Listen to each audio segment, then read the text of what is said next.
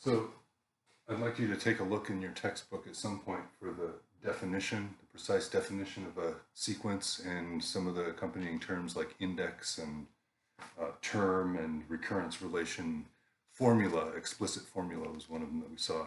Uh, Also, the sequences that we've looked at so far have started with A1. They may start with A0, the zeroth term. The wording isn't really important, but the A0 term would be the first term in that case. And the A1 would be the second term. So sometimes it's more natural to have A1 first. Also, the graph of a sequence, we're not going to use them very much, but they're useful for understanding that they relate back to functions and for helping us visualize sequences a little bit. The next thing that I want to go through in detail, though, is the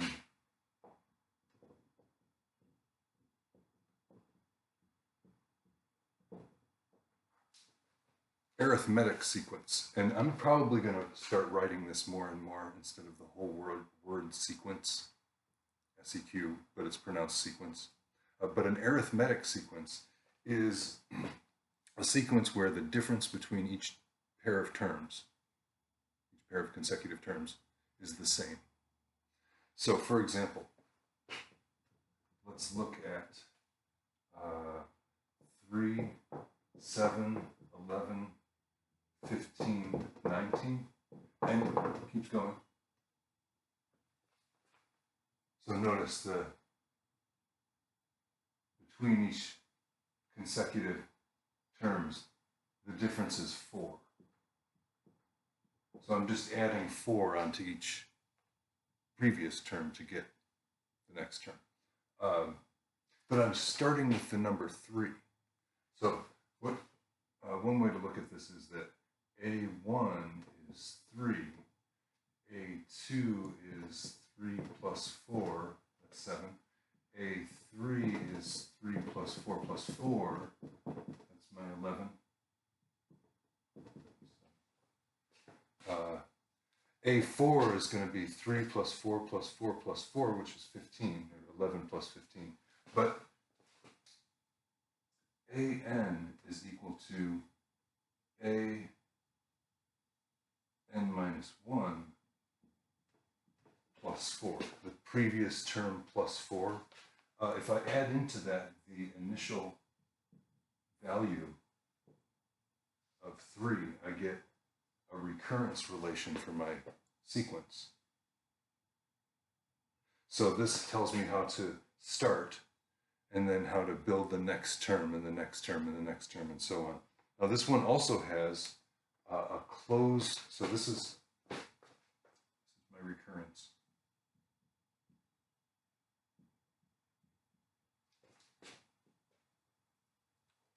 Valuable way to describe a sequence. But I've also got a formula. We can get that from here also. The book, yeah, so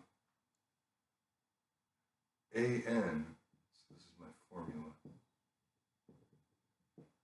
AN is equal to 3 plus, well, it's not n times 4. The first one is just 3. For the second one, I want to add 4 once. For the third one, I want to add 4 twice. So notice I'm adding 1 less 4 than the index of the sequence. So 0 4s, 1 4, 2 4s. It's n minus 1 times 4. So notice if I plug in n equals 1, I get 0 there, and that's all 0. So it's just going to be, an is just going to be 3. But for n equals 2, 2 minus 1 is 1. And 1 times 4 is 4. 3 plus 4 gives me that 7. For n equals 3, 3 minus 1 is 2. 2 times 4 is 8. And 8 plus 3 is 11. This is the formula that describes any term. This one relies on the previous term. This one is independent. It's only you need to know what that index value n is. Subtract 1 from it for the formula. This formula, you can also rearrange this, distribute the 4 and combine like terms. It's going to be 4n minus 1.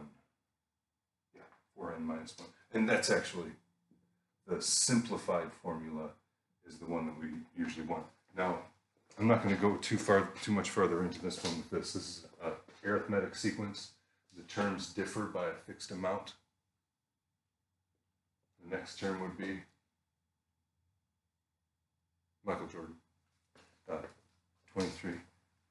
My friend is here. But I wanted to point out that this formula that we got, oh, it's glare.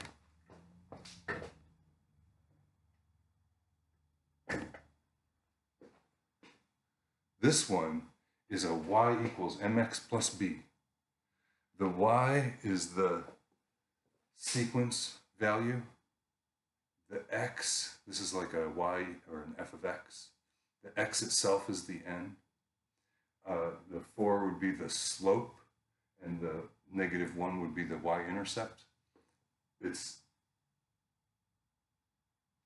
typical of an arithmetic sequence that it looks like that. We're not really calling it a line, but it is a linear formula.